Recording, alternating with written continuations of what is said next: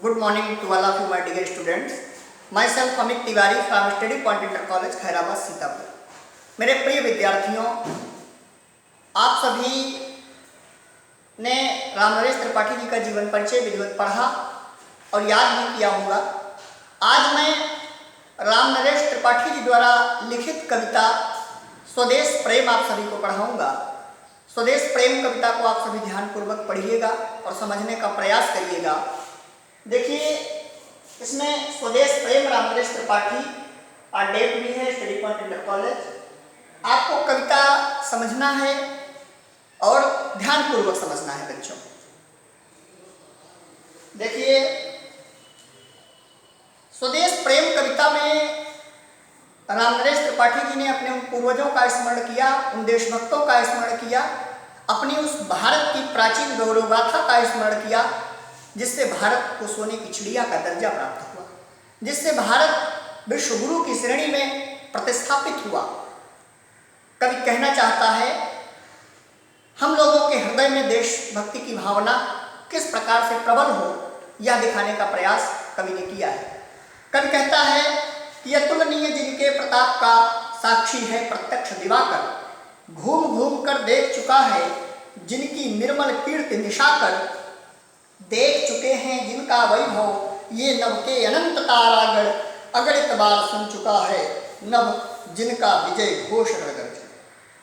बच्चों, देखिए, अतुलनीय माने जिसकी तुलना न की जा सके किसी अन्य से, जिनके प्रताप का साक्षी है प्रत्यक्ष दिवाकर। सबसे पहले आप क्या करेंगे, इसका संदर्भ लिखेंगे। किस प्रकार कि प्रस्तुत पद्यांश या प्रस्तुत पद्य पंक्तियां या प्रस्तुत पद्यावतरण, कुछ भी आप लिख सकते हैं। हमारी पाठ्य पुस्तक हिंदी काव्य में संकलित एवं रामनरेश त्रिपाठी द्वारा लिखित स्वदेश प्रेम नामक कविता से संग्रहित है, जो उनके काव्यखंड स्वप्न में सम्मिलित है या उससे लिया गया है। अर्थात इनका एक काव्यखंड था स्वप्न, और स्वप्न से ये जो है स्वदेश प्रेम उसी स्वप्न काव्यखंड की लाइनें हैं। और इसमें 8 पैराग्राफ हैं। मैं आपको 4 आज समझाऊंगा और 4 नेक्स्ट वीडियो क्लिप में आपको समझाऊंगा। ठीक है। अतुलनीय जिनके प्रताप का, अर्थात जिन हमारे, इसमें कवि ने कहा है कि जिन हमारे पूर्वजों का प्रताप, अर्थात जिनकी गौरवगाथा, जिनका यश, जिसका साक्षी है प्रत्यक्ष दिवाकर। दिवाकर माने सूर्य, अर्थात जिनका साक्ष्य सूर्य प्रकट करता है, जिनकी यशगाथा को, गौरवगाथा को सूर्य दिखाता है, चमक अपनी प्रकट करता है, और घूम घूम कर देख चुका है जिनकी निर्मल कीर्ति निशाकर। कीर्ति माने प्रसिद्धि, जिनकी प्रसिद्धि को इस धरती पर, जिनके अतुलनीय त्याग को इस चंद्रमा ने, चांद ने, निशाकर ने भी घूम घूम कर चारों तरफ देखा है, और देख चुके हैं जिनका वैभव ये नभ के अनंत तारागण। वैभव माने इसकी यशगाथा को, ये नभ माने आकाश के, अनंत माने असीम तारागणों ने जिसके वैभव को देखा, जिसकी यशगाथा को देखा है, अगणित बार सुन चुका है नभ। अगणित माने असंख्य बार, जिसकी गणना न की जा सके, इतनी बार सुन चुका है नभ,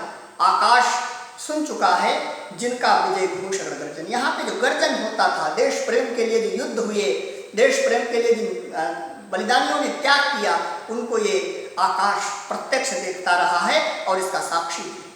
क्लियर। नेक्स्ट देखेंगे, शोभित है सर्वोच्च मुकुट से जिनके दिव्य देश का मस्तक।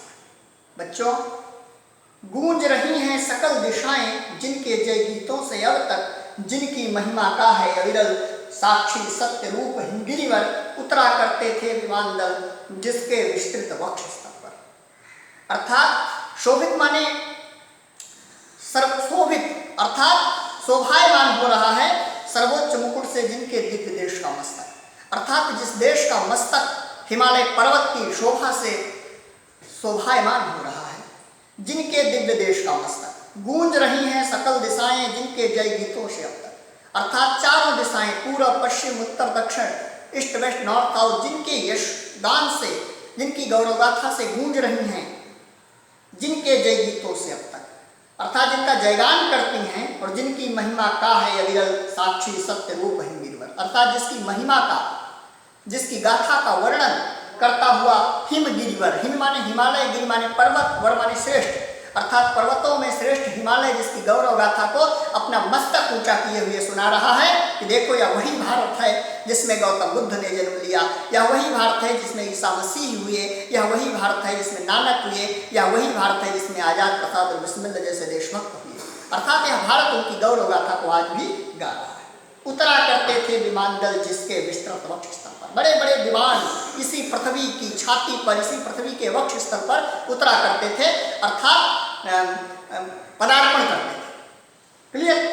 अब देखिए बच्चों नेक्स्ट पैराग्राफ, सागर निज छाती पर जिनके अगणित अरड़ों पोत उठाकर। अरड़ों पोत माने समुद्री जहाज, अगणित माने जिसकी गणना न की जा सके, मैंने पहले भी बताया था। सागर निज छाती पर जिनके अगणित अरड़ों पोत उठाकर, अर्थात इस देश में पहुंचाया करता था प्रमुदित भूमंडल के सकल तटों पर, अर्थात इसी पृथ्वी की धरा पर जो सागर होते थे उनमें जो जहाज पड़े होते थे, अरड़ों पोत पड़े होते थे, उनके माध्यम से बहुत सा सामान विदेशों को पहुंचाया जाता था। अर्थात हमारा कवि ने दिखाया है कि प्राचीन जो व्यापार होता था वो समुद्र के माध्यम से होता था।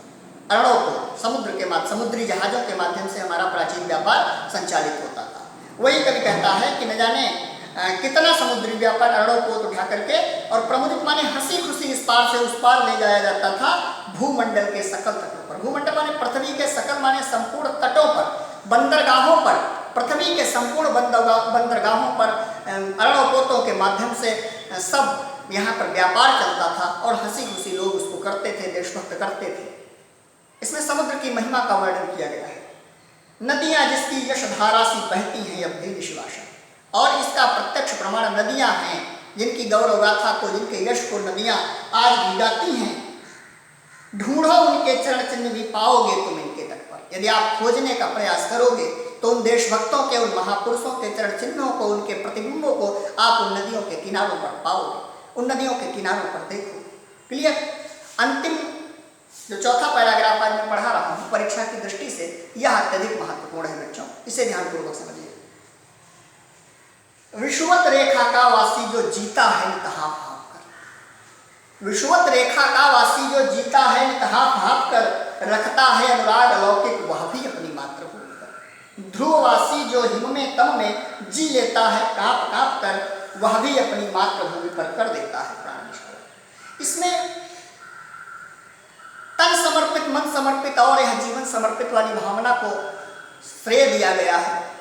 कवि कहता है कि विषुवत रेखा अर्थात भूमध्य रेखा, भूमध्य रेखा इस भूमंडल के बीचों बीच की रेखा, जो भूगोल के विद्यार्थी होंगे उनको पता होगा कि जो विषुवत रेखा है, भूमध्य रेखा, वो पृथ्वी के बीचों बीच में स्थित है, अर्थात वह कल्पित रेखा जो पृथ्वी के बीचों बीच में स्थित है, भूमध्य रेखा। और यह वह रेखा है जहाँ पर गर्मी अत्यधिक पड़ती है, अर्थात दोपहर में, दिन में गर्मी पड़ती है और जैसे शाम होती है बारिश होने लगती है।